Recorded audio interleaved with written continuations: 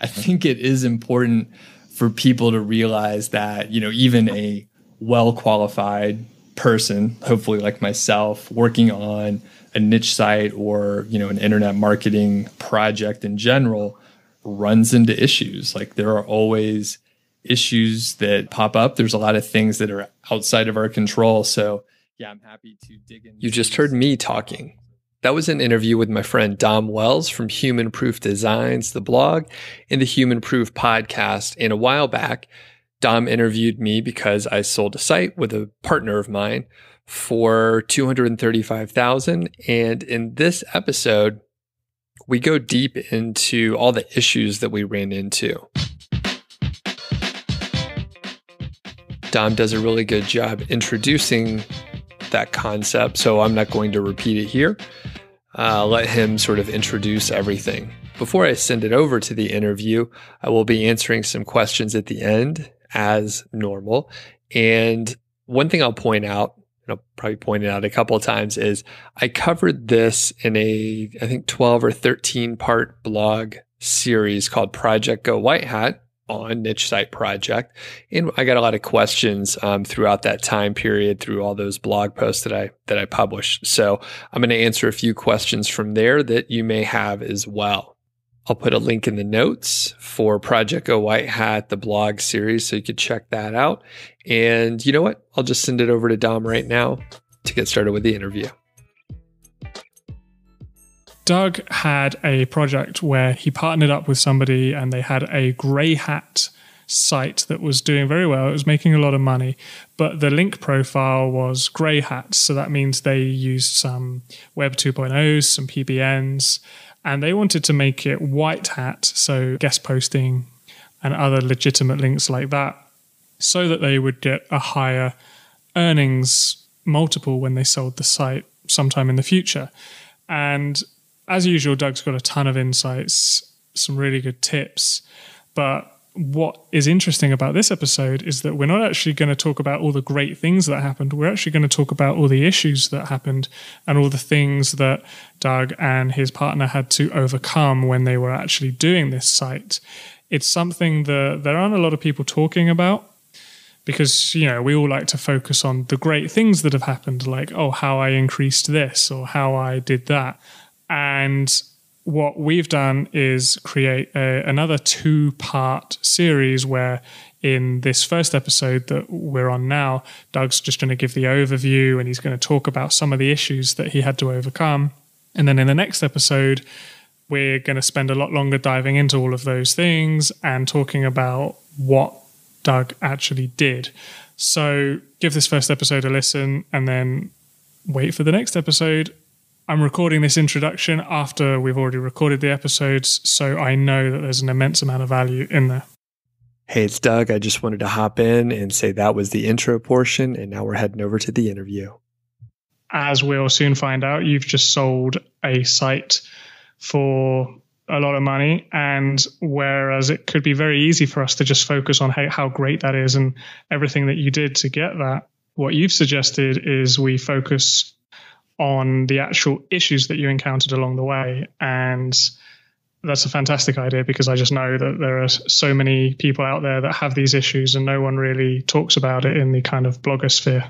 Right. Yeah. And now that you mentioned it out loud, it sounds funny that I want to talk about my issues, but I think it is important for people to realize that, even a well-qualified person, hopefully like myself, working on a niche site or, an internet marketing project in general runs into issues. Like there are always issues that pop up. There's a lot of things that are outside of our control. So yeah, I'm happy to dig into some of the problems that I ran into with selling this site. Why do you think it is that maybe people aren't talking about their issues as much, like, the so-called experts like us, basically? I think we're probably embarrassed a little bit. We don't want to, air the dirty laundry and let people see that we made mistakes, and it puts us in a vulnerable spot where, perhaps, we think people could use it against us. But I think I'm finding a little bit that people appreciate the realism and the authenticity of, sharing the real story behind what's happening. Yeah, I think you summed it up pretty well there. It's definitely embarrassing. Like I'm doing an over-the-shoulder case study in my membership right now, and it just feels like every week I'm psyching myself up to say, yeah, this thing didn't work. I'm going to try something else. And I know that, maybe 10 weeks from now, or I don't know, at some point I'll be sharing the successes, but I just feel like I need to keep saying, this is fine, guys. Like, don't worry, I'm not useless. So yeah, maybe we put pressure on ourselves as well, not to reveal all of the kind of failures along the way. Right. And I think since not that many people talk about those mistakes, less people write about it in general because it's not a common thing and they don't want to be the outlier. But apparently I'm bringing that to myself, and I'm happy to get that out there because I think it is really important, from the beginner's mindset of running into issues. You'll run into so many issues along the way, and surprisingly, that doesn't go away. Your issues just change to be bigger most of the time and sometimes a little more complex. Yeah, that's very true. And I think until you've had your first success, you don't really know what to do about these issues. So when I build a site now and I'm having issues, I'm thinking, okay, well, yeah, this is what happens. Or if a site isn't ranking or if progress seems slow, I just kind of go back to my previous sites in my memory and I just think, okay, yeah, this is normal. This is what happens. But for all those beginners out there that haven't got that, they need podcast episodes like this for reference so that they can say to themselves, oh, actually, what I'm doing is fine because Doug had those issues too. And then they'll keep soldiering on. Absolutely. Okay, so when it comes to issues, what do you think is a good starting point for your story? So, well, I'll sort of lay the groundwork a little bit just to give people the context. So I was working on what I called Project Go White Hat. And essentially this was a niche site that a friend of mine created. And along the way, we figured out that he wanted to sell it and that he figured that it would probably sell better if it was white hat based versus a gray hat based. So he built the site using Web 2.0s and PBN backlinks, and it was starting to make a lot of money. Like I said, since he wanted to sell it, he wanted to get the highest multiple possible. And to do that, he needed to convert over to white hat. Now, it turns out I actually had the skills to, work on a big project, number one. And number two, I knew how to do guest posting. I was actually running guest posting service for a little while. So I had a lot of experience and I could do a good job at it. So we partnered up on this site last August. So that's 2016. So almost a year ago, we started working together on it. And right away, right when we started working on it, he let me know in a Skype chat. He said, hey, got some bad news. We're getting negative SEO on the site. Oh, wow. Yeah, so that wasn't great. And, if people are unfamiliar, negative SEO typically is when, a competitor or someone will start sending a bunch of spammy looking links to your site. Usually it's over optimized anchor text, and they'll use some sort of automated software. Typically that will throw up a red flag. Google will see that and you'll get a message in your search console that says, unnatural links or something like that. And, obviously it's a bad thing. You have very little control over it. Yeah. So essentially they're trying to make it look like you've tried to do some link building to your site and you're bad at it. And they're trying to get you a penguin or a manual penalty. Exactly. So did anything happen? Did you lose any rankings or anything? So we didn't lose any rankings that we know of. And immediately my partner, Rob, who, if anyone reads Niche Site Project, they'll know Rob a little bit. So Rob let me know that this was happening. And, the normal course of action is to, record those links and disavow them in the Search Console. And it's a bit of a tedious process and it's not fun, right? So you're copying lists and submitting lists of bad backlinks, but it is something that you can work around. So, Rob took up that portion of it. And for several weeks, he was, monitoring the backlinks and then disavowing the ones that were bad and had, over optimized anchor text. Okay, cool. So yeah, that could have been pretty bad. If Google had not spent about 700 years trying to get the new Penguin out, you guys could have got tripped by the algorithm. That's right. And as a reference point, I don't think I mentioned it. Like the site was making $10,000 a month when we were working on it. So, not only was it a pain in the butt, but I mean, that's real money. That's a significant amount of cash on the line. Yeah, that must have been pretty stressful. Yeah, it wasn't great. Okay, so in the end, it turned out to be a bit of a, I guess a false alarm. What happened after that? Did you just switch everything over to to white hat, and then it was all good? Or how does the story continue? Sure. So a couple things were happening, and I'll just sort of lay them all out, and we could dive into each one as we go on sort of chronologically. But another thing was the site's content was just not that good.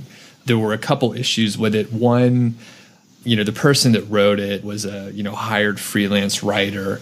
They really didn't have much background knowledge on like the topic. So the content just was not well written. It wasn't informed on the products. And that was definitely an issue impacting conversions. When it comes down to it, we would actually see comments about like just having poor information in there. So that was one aspect of the content trouble. The other was it was, a fairly small site, 45 posts or so. And, we wanted to sell the site for, multiple hundreds of thousands of dollars. And there's a certain amount of value to having, a well-rounded site. We didn't have that and we knew it. So that was sort of like part one. Content was an issue. Interesting. So like I totally get what you're saying and it makes sense. And I've had a site before where maybe I didn't research something and people let you know in the comments and it's a bit, it makes you realize, I should do a better job here. But at the same time, if the site's bringing in $10,000 a month, it's very easy to be like, I don't really care. This content's fine, So that's for all those people out there who think their content's not good enough to get conversions. Well, it might not be good enough to get amazing conversions, but you can still make some money there. Yeah.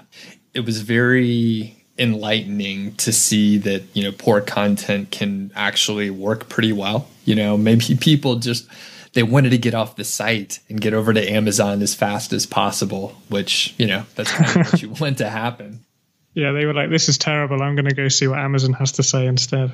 And, thinking about the importance of the authority site model where people have a higher value of higher perceived value, at least with like a larger site, even though it may not make a huge difference in the long run. And we definitely can see examples of sites that don't have many pages that are worth a lot and make a lot of money, but there is a perceived value for sure and maybe real value in having more content on a site. So that other aspect was something that we needed to take care of just in general.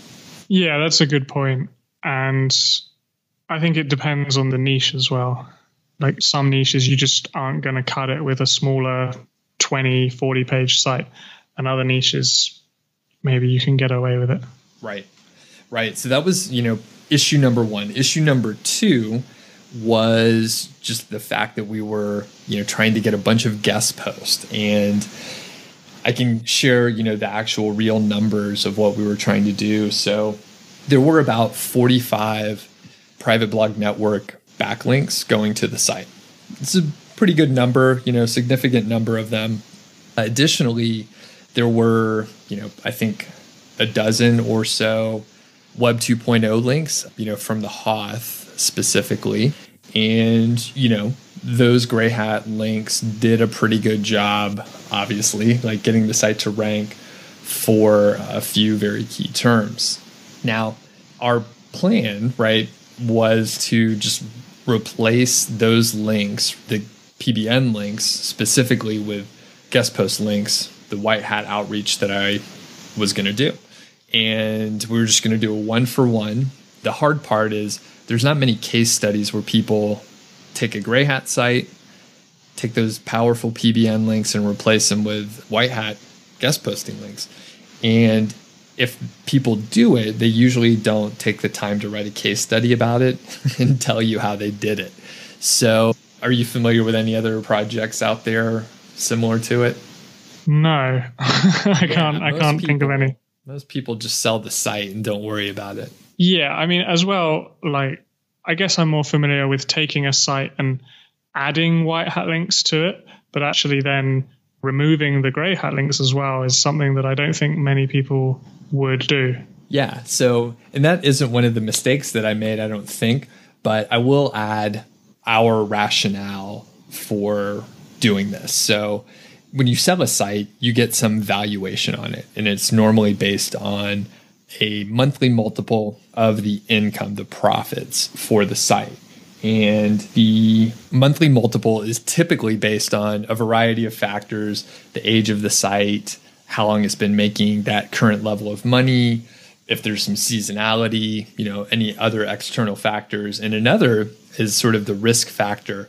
And one of the risks that a broker or a purchaser can consider is the kind of backlinks the site has. And from the perspective of a buyer, if you have the choice to buy a site that has private blog network links or just regular guest post links, natural links in general, most of the time a buyer is going to pick the white hat links. And because of that, our assumption was that we would get a higher multiple for the site when we were ready to sell it.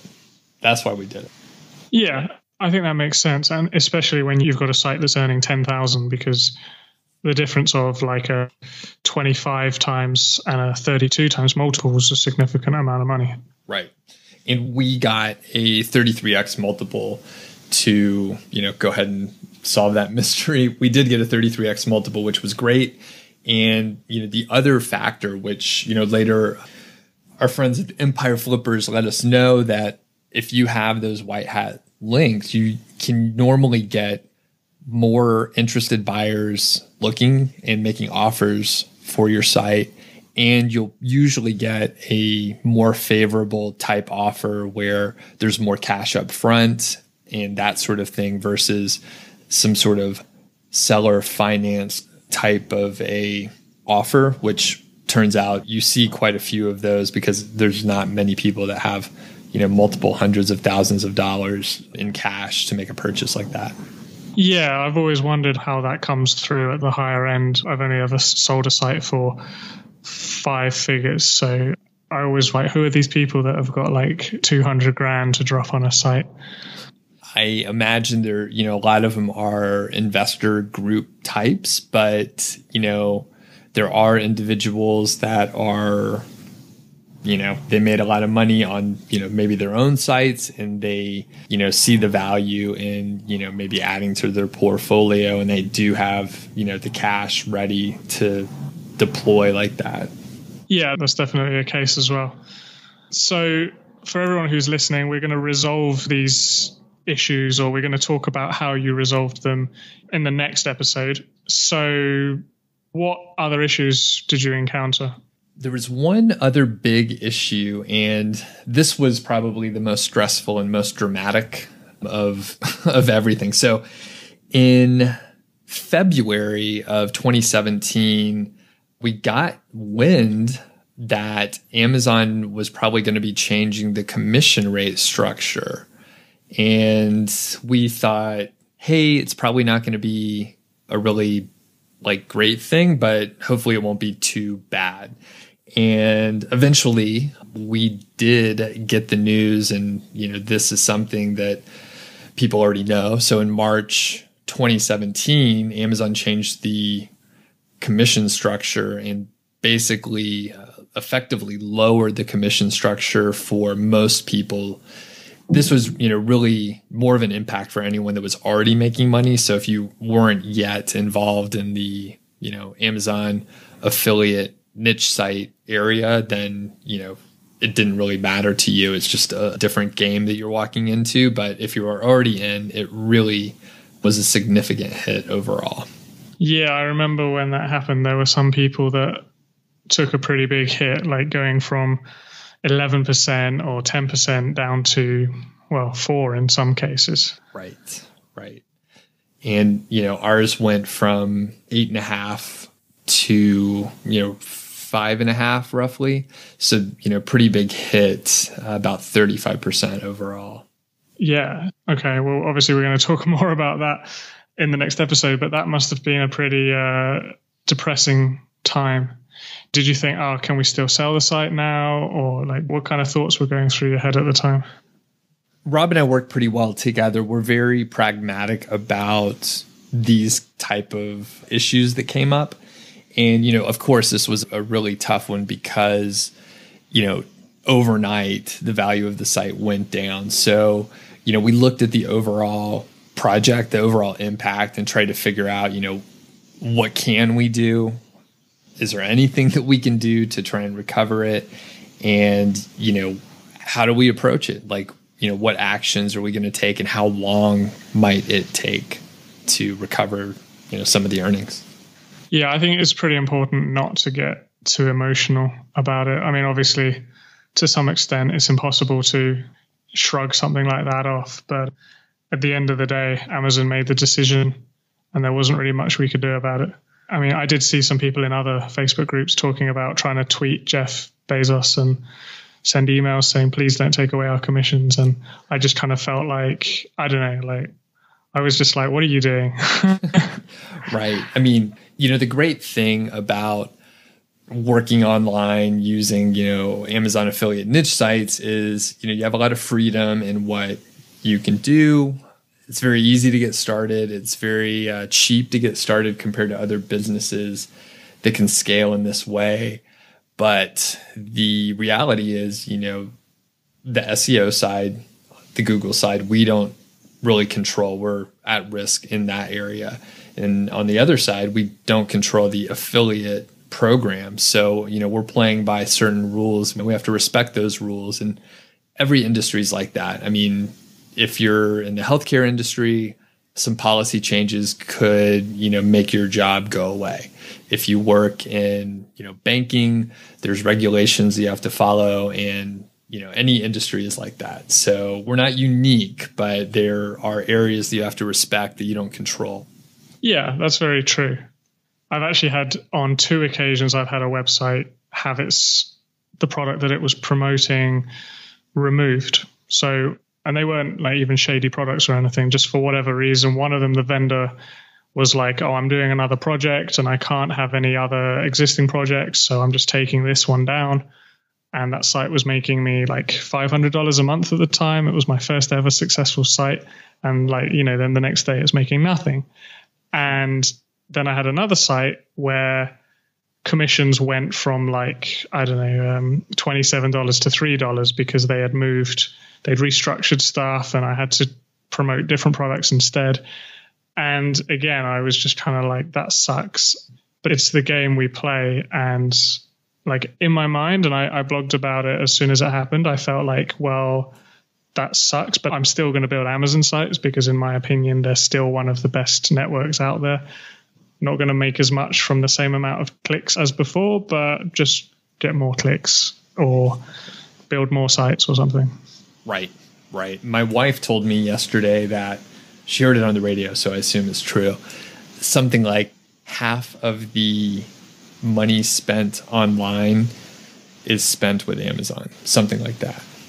Yeah. I mean, I don't know if that's true or not, but it doesn't surprise me. Right. That's what I thought. I mean, even if it's not exactly true, it's within the realm where we'd believe it. So, and I will mention, I think I started, talking about the guest posting area, and basically we did run into some issues with the guest posting. We had to get like 45 guest posts, and it was slower than we expected. And it sort of, bled into the commission rate stuff. Because, I mean, technically, if we would have got all the guest posts that we needed very quickly, we potentially could have, listed the site months earlier and avoided the commission rate change. So, in hindsight, it looks like, oh man, like we could have sold the site sooner, but, just the way things played out, we didn't have the opportunity to do it. And it cost us, a lot of money. Yeah. And I don't know if you've thought of it either, but you probably would have got 27 or 28x when it was grey hat. And then by waiting, you may have got a higher multiple, but less overall money. So that, I just want to put that out there. Right. Yeah. And it was interesting. Like if you looked at the earnings, it was making about 10K a month when I joined, and it had been for about 3 months or so. And, we're going to talk about the content later, but I could tell you that the content work that I did helped a lot. So the revenue went up by about 40% in about 45 days or so. And by December, the site made 32,000 plus just in December. So like the content was critical for, hitting those kind of numbers that fast. And then presumably by the time you sold it, it was still earning higher than it was when it was like before you did all that. Yes. Overall, in general, it was making more than it would have. So there were other factors involved too, which, part of the uncertainty of, converting a site is you don't really know what's like converting a site from gray hat to white hat. You don't know what's going to happen to the rankings and that sort of thing. And in general, right, just over time, the new competitors come in, some competitors go away. So there were a lot of, there's a lot of factors out there that we just don't control. Even if you have your own, your very own private blog network, you still can't control the competitors out there. Yeah, that's very true. So I guess continuing on the guest post issue, one issue that I thought of straight away when you said you were trying to replace links one for one was, did you struggle to get white hat guest post links to like money pages? Like I assume you had PBN links built to money pages. That's true. Actually, we didn't have much trouble getting links to affiliate posts. And I guess normally I don't have much issue with that. So, one thing to note is we made sure like any of the affiliate content that we were linking to was really good. We made sure it was, some of the best content on the internet on the topic. And, the other part is I really tried to have good relationships with the bloggers that were publishing the guest post. And, with that, they normally, not 100% of the time, but they normally would link to, whatever post we wanted them to. Okay, that sounds about right.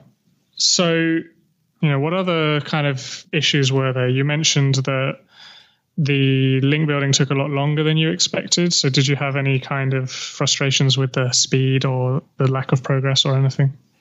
Yeah, and that was the main thing. Like I basically hired it was a friend of mine who was also like a competitor in the guest posting service area that I was in for a little while.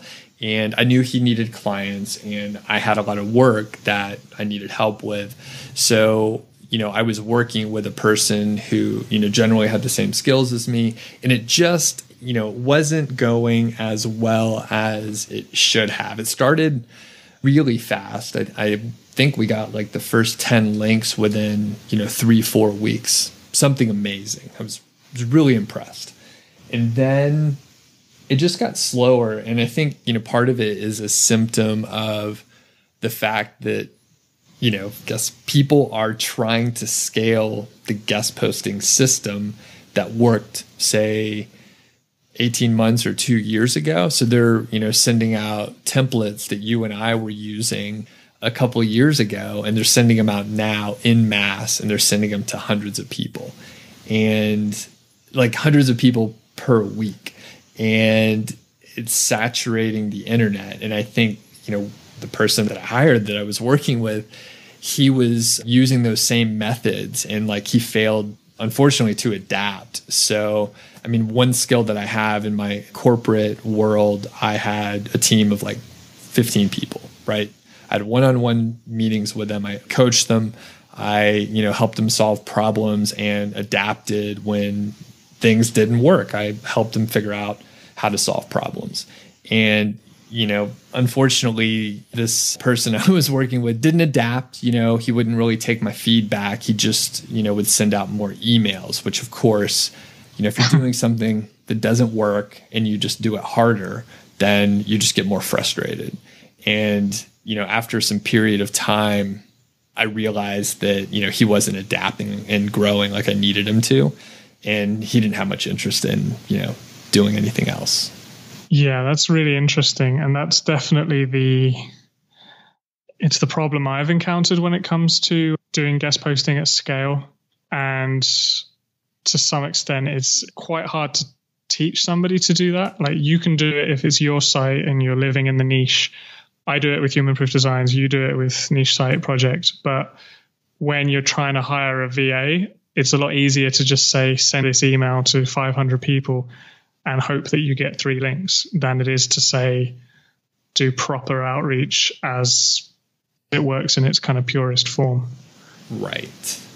And I think, the ability to adapt is really important for the kind of work that we do, where SEO changes fast and, we're racing against our competitors, and we're also trying to work with the confines of, the Google algorithm so that we don't, go too far. We're trying to make sure that we don't, over optimize anchor text, like little stuff like that. Like, every detail matters, and being able to adapt and like change when, you try something and it doesn't work.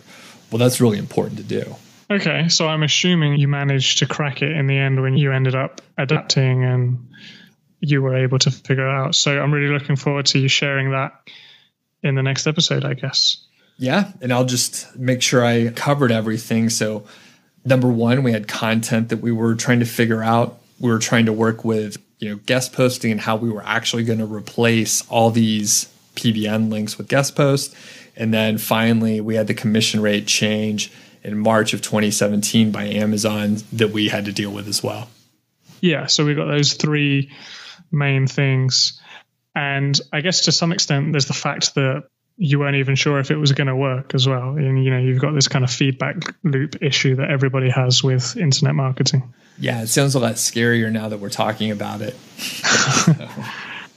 Yeah, I'm like, why didn't you just build white hat links and keep the gray hat links? Like, the thought of removing a link is quite scary, even though I guess theoretically, even if the link was removed, you may not lose any rankings. It's quite when you're messing around with $10,000 a month, that's quite a scary thing.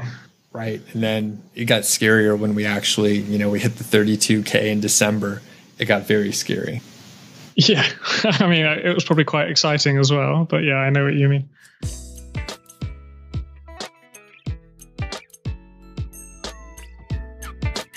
Thanks again to Dom Wells. You should definitely check out his podcast, the Human Proof Podcast, and I'll put links and stuff in the show notes and description and all that. Before I get to the questions, of which there are fewer than I thought, I actually recorded the intro. Then I hopped over to look at the Project Go White Hat blog post and saw that some of the questions were very specific to the blog post and therefore a little bit out of context. So there were only a handful that I'll be able to do. However, I do want to tell you about writing that blog series. Like I mentioned, it's about, I think it's like 12 or 13 parts, and I wanted to write it in a more thoughtful way than I have most of my other blog posts. What do I mean by that? At the time, I was watching Breaking Bad. My wife and I were like plowing through Breaking Bad, and it was like I think it was a few years after it was off the air already, but we were obviously, just catching up, really enjoying it.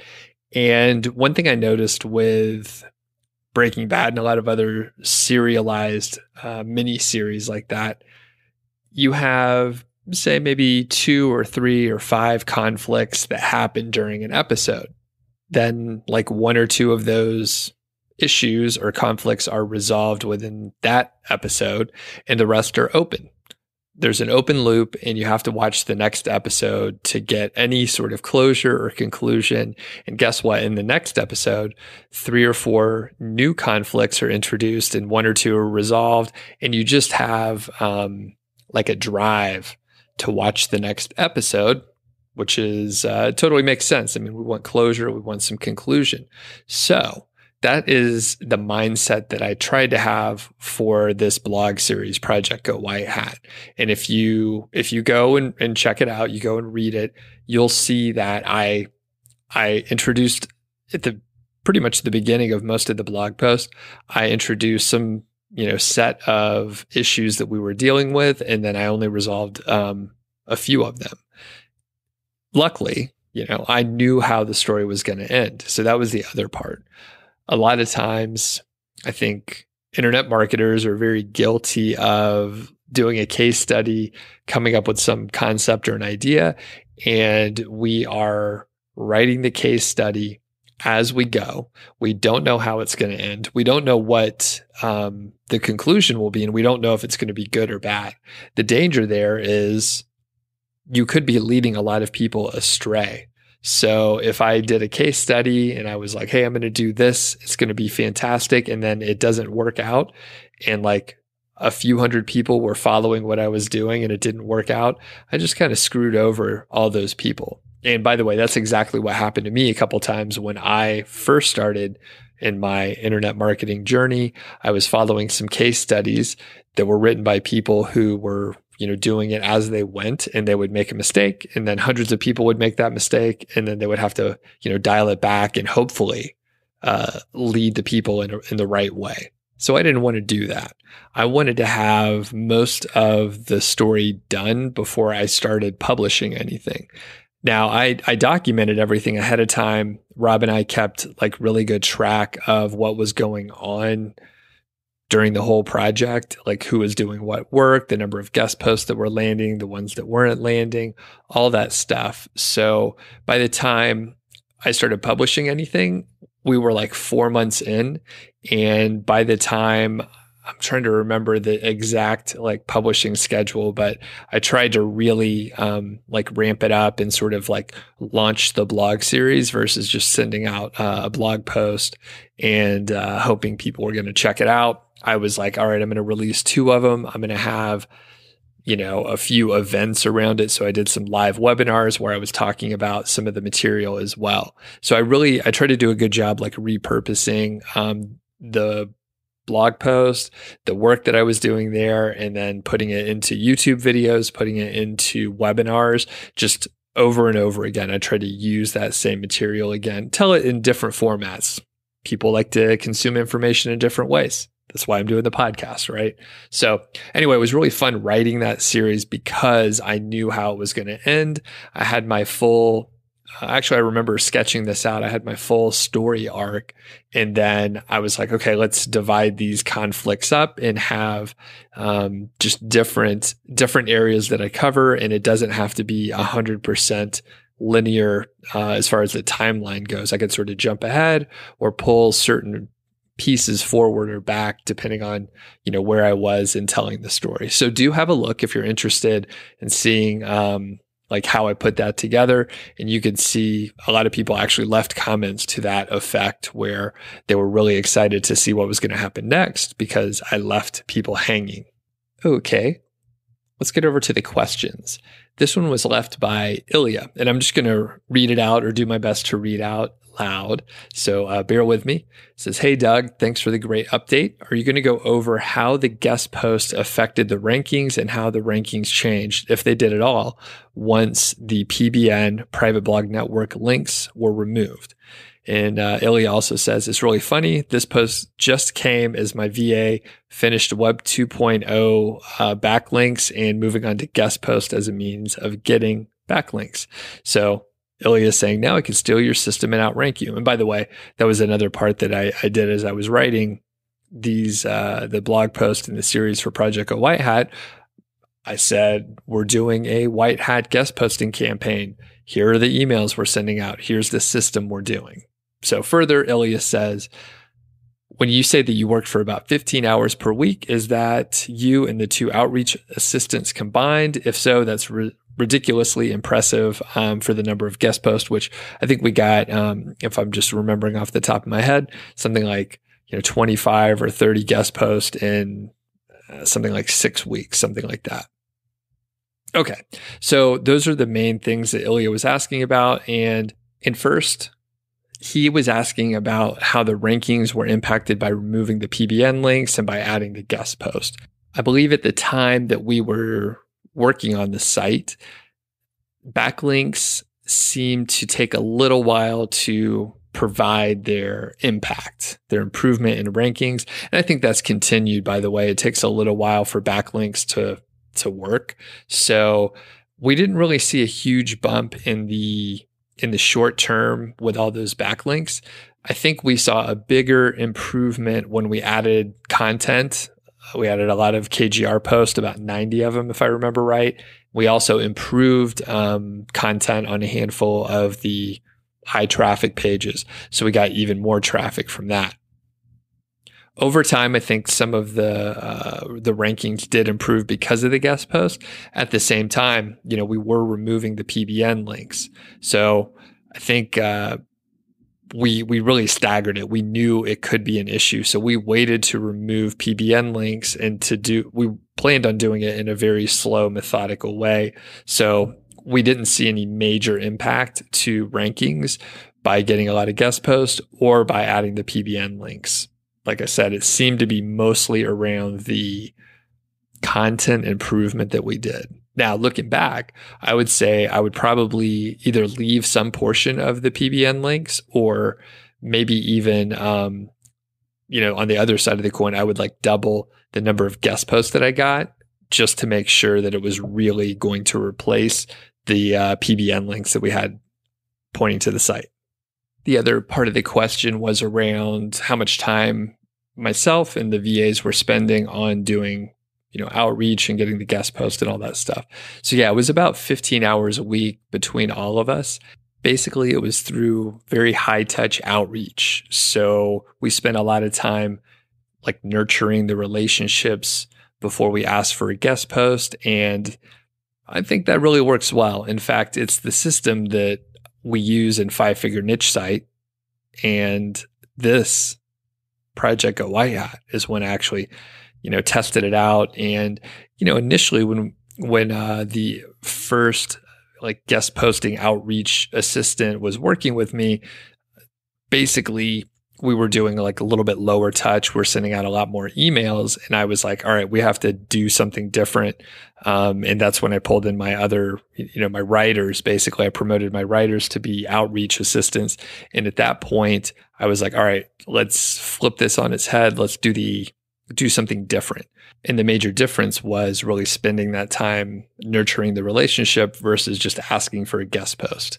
So that worked out really well. And what happens is it takes a lot of time up front.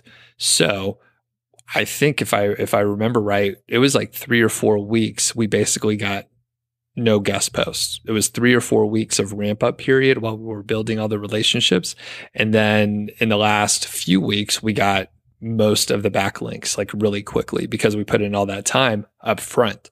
Now, you can imagine, right? So I'm working some time, I'm paying some people for about a month, and we're getting no results back. But I had faith that it was actually going to pan out, which it did. And it worked better than if we would have done, the other route. We could have gotten some backlinks that first week, but I don't think we would have gotten as many or as high quality in the same amount of time. Next question is from Brad. Brad says, to what extent is an email list an asset? Does having a good email list associated with your site increase its value? So that's a hard one to answer until we started to research it a little bit. So in general, there may be a little bit of value to having the email list. However, there are many factors that come into play there. So the number one factor is if you're using the email list to sell in some way, it will increase the revenue and hopefully increase the profits as well. And at that point, it's very clear. It's hitting the bottom line. The email list is generating money, and it's very clear that there's value there. And it's almost directly tied to the amount of profit that it's providing. So that is like the baseline. And I would say, without being a person who is a website broker or anything, I think it's probably like 95% of the, value of an email list is around how much profit it's bringing. So, and let me give you a couple other factors. So how often are you sending emails? What's the open rate?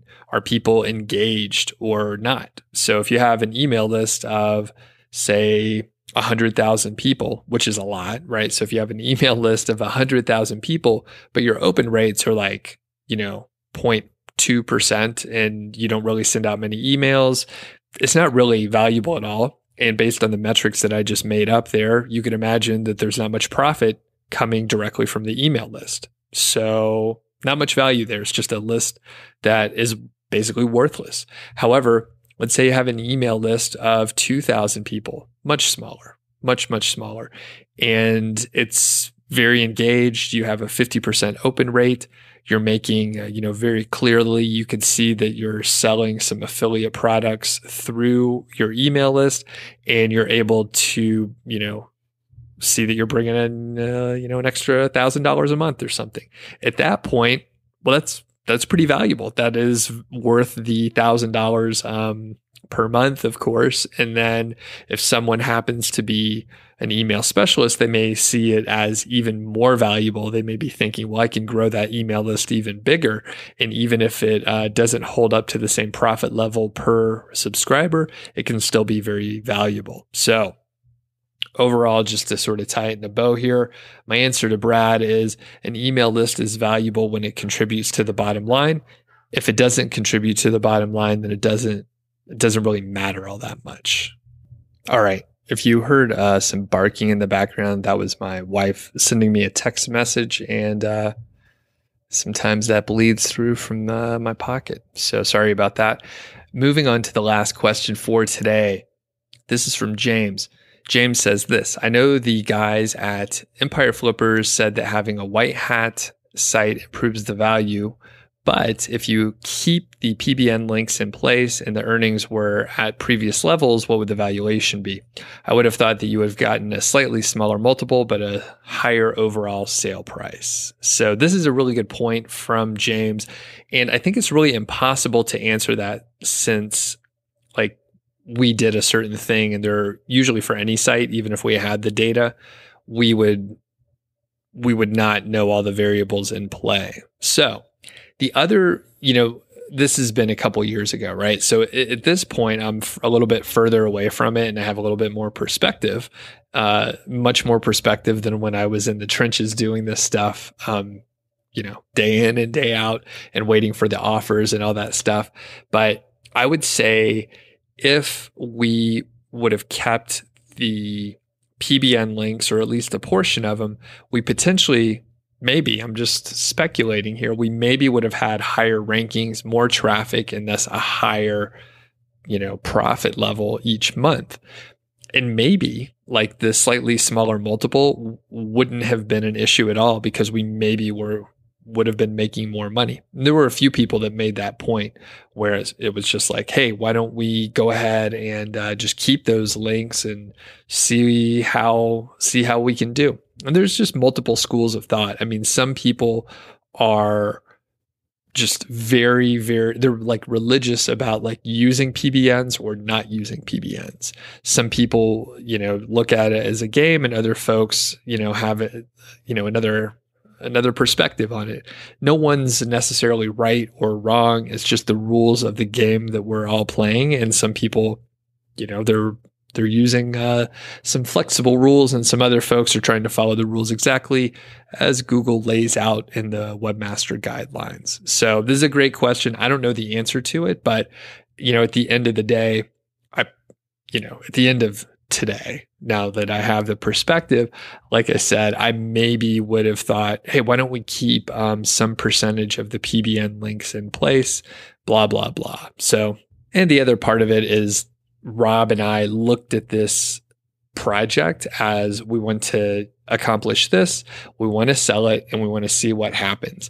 I was obviously documenting it a lot on my end. And for Rob, he hadn't at the time sold a big site like that. I hadn't either. So it was like a learning experience to go through. And we viewed it that way. We viewed it as a learning experience and a project that we wanted to execute. And we had contingencies built in. We talked about many different scenarios before we even started. We talked about, what would happen if, and we just made up outlandish sort of scenarios so that we could think through things like what would happen. And it was a very valuable exercise because we got to understand, what was important to each other. And we were, thank goodness, we were pretty much on the same page, like all the way through the project. There were a couple times where we started to do, some activity and then realized that we shouldn't mess with, email marketing, for example. We should probably just focus on getting the guest post or whatever the, main activity was at the time. And generally it was getting those guest posts.